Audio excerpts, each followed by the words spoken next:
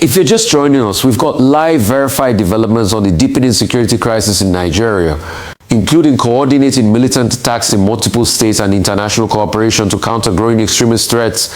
Before we begin, please take a moment to like this video and subscribe to the channel for real-time updates as this story continues to unfold.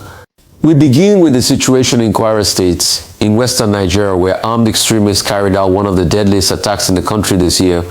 According to multiple reports from major news outlets, including Reuters and The Guardian, at least 162 people were killed in coordinated assaults on the villages of Woro and Nuku.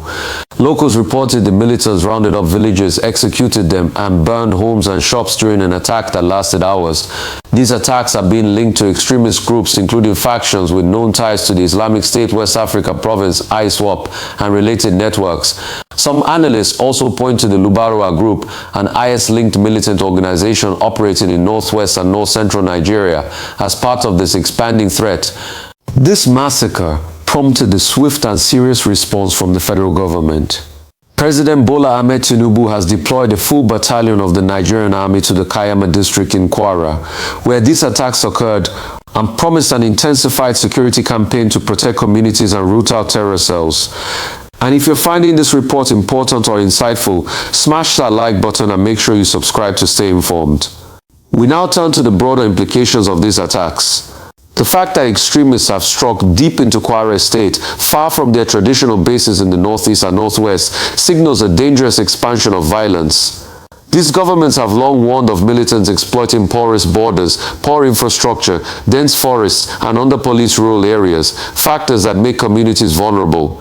In response to these recent tragedies, the federal government launched Operation Savannah Shield, a new military effort focused on western and north-central states, aimed at stemming the spread of violent extremist activity. This is part of a broader national strategy to contain terror networks and ensure safety for civilians targeted by these ruthless gunmen. Across Nigeria, the threat is not limited to one region. Just this morning, another violent attack was reported in Kaduna State, where gunmen stormed the community in the Karu district. According to Reuters, 3 security personnel, 2 soldiers and a police officer were killed, and several civilians, including a Catholic priest named Nathaniel Asuawe, were abducted. These kidnappings and killings highlight how widespread insecurity has become, affecting communities far from conflict zones previously confined to the northeast or northwest. Whether in central, northern, or western states, the brutality is echoed again and again.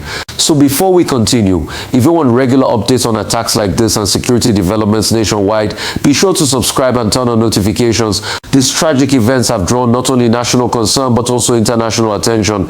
Just days ago, the United States Africa Command, AFRICOM, confirmed the deployment of a small team of U.S. military officers to Nigeria.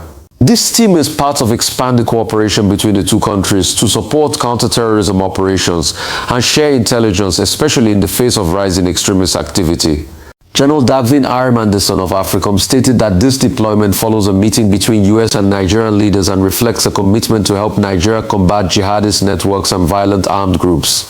However, throughout this development, the US team has been clear that their role is to assist, not to directly engage in frontline combat. Their focus remains on intelligence, training, and coordination support with Nigerian security forces. This is important context for understanding the scope of international assistance. And if you agree that this kind of international cooperation matters and warrants close attention, hit that like button now. Let's widen the lens to understand the historical pattern of insecurity in Nigeria. For over a decade, militant groups such as Boko Haram and ISWAP have operated mainly in northeast Nigeria, especially in Borno, Yobe, and Adamawa states. These groups have carried out countless attacks against both civilians and security forces, leading to thousands of deaths and long-term displacement crises. More recently, extremism has begun to surge in northwest Nigeria through the emergence of groups like Lakurawa, which has been enforcing strict extremist beliefs in communities, taxing locals, and expanding its control in rural areas. This expansion has alarmed policymakers because it illustrates how the conflict is diversifying and spreading geographically from the northeast in central and western states where communities previously considered relatively safer are now being targeted. Another dimension is the humanitarian toll. Thousands of Nigerians have been displaced, families have been torn apart, and entire villages have been abandoned in the face of repeated attacks. International organizations and human rights groups have repeatedly warned that unless Nigeria's security architecture improves, the crisis could grow further. Added to this is the mounting criticism that security responses have often been inadequate or too slow, especially given early distress calls from communities under attack. Some civil society groups argue that more proactive anti-terror measures and more resources are urgently needed to protect vulnerable populations. Back to the latest developments. The U.S. Embassy and Mission in Nigeria publicly condemned the massacre in Quir, describing the attacks as horrific and expressing deep concern for the loss of life. Such condemnation from an international diplomatic mission underscores the severity of the situation. It also emphasizes the global focus on Nigeria's internal security challenges, especially when atrocities like mass killings or large-scale kidnappings occur. There's also political pressure domestically. Nigerian leaders at both state and federal levels have been urging for coordinated, robust action against militant networks. For example, the Vice President, Senator Kashim Shettima, has personally led a government delegation to Quir to console victims' families, reaffirming the commitment of President Tinubu's administration to restoring peace and ensuring justice for those affected by the attacks. These political gestures, while symbolically powerful, also follow through with concrete orders, such as the deployment of troops and prioritizing anti-terror operations in vulnerable zones.